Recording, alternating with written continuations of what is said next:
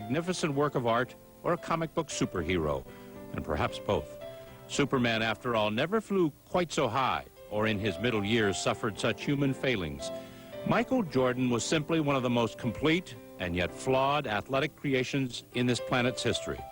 The best basketball player ever, the most average baseball player, the most eager golfer, the best huckster, the ultimate in class and style and $1,000 Nassau's.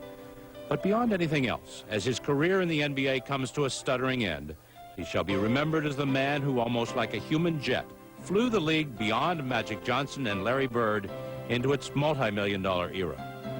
There is irony there, for when Magic and Bird left the NBA, we wondered if anybody could possibly come along to elevate the game further.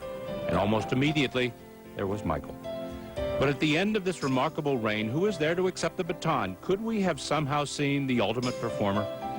He leaves not as the all-time leading scorer, but his 10 scoring championships are 3 more than anybody else in history. He departs with 6 championship rings, 5 fewer than Bill Russell, and yet what one other man was responsible for transcending the game, drawing sellouts and high television ratings wherever and whenever he performed. And who single-handedly won more games. Jordan's theatrics were also heroic. 25 game-winning shots over his NBA career, like the memorable jumper against Cleveland in '89, and the shot that beat Utah in '98. Jordan a drive, hangs, fires, scores! He scores! But in between those 2 shots came one of the most mysterious, perhaps human gaps in sports history. As Michael Jordan was taking his rightful place as one of the greatest athletes of all time, he chose to retire from basketball to try his hand at baseball. The tragic death of his father eating away at him. Rumors of heavy gambling on the golf course taking their toll. Why not baseball? But if he himself believed in his athletic invincibility, that game did not. It chased him amid great fanfare to the minor leagues and chronicled his failings nightly. As a basketball player, bronze. As a baseball player, papier-mâché.